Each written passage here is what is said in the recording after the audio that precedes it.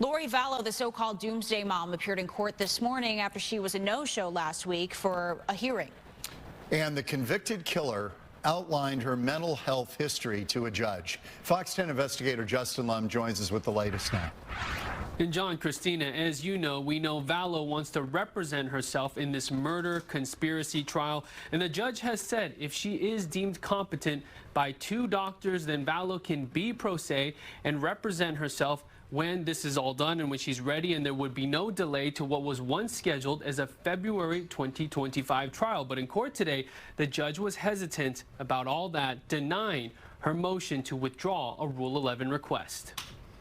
Lori Vallow back in court, surrounded by her team of public defenders, accused of conspiring in the fatal shooting of her 4th husband Charles Vallow in Chandler and the attempted murder of her niece's ex-husband Brandon Boudreaux in Gilbert.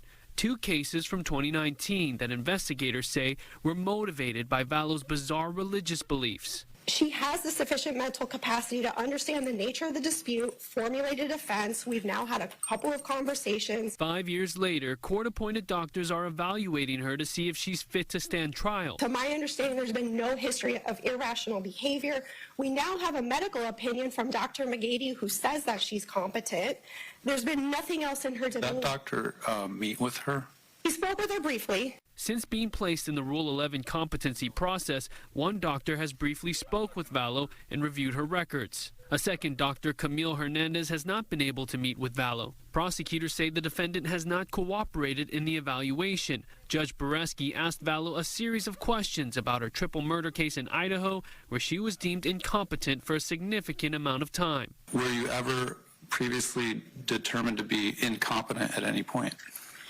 Not to my understanding. So my understanding was that the judge did the same thing that you did, in abundance of caution. Let's go ahead and put her in and see, and I came out competent.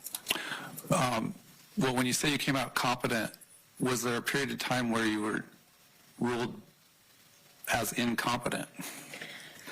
I would say technically they did do that. That's how they put you into the program in that state. It took 10 months for Vallow to be restored to competency. She went to trial in 2023 and was convicted of killing her 2 children, JJ and Tylee, and conspiring in the murder of her husband, Chad Daybell's first wife, Tammy.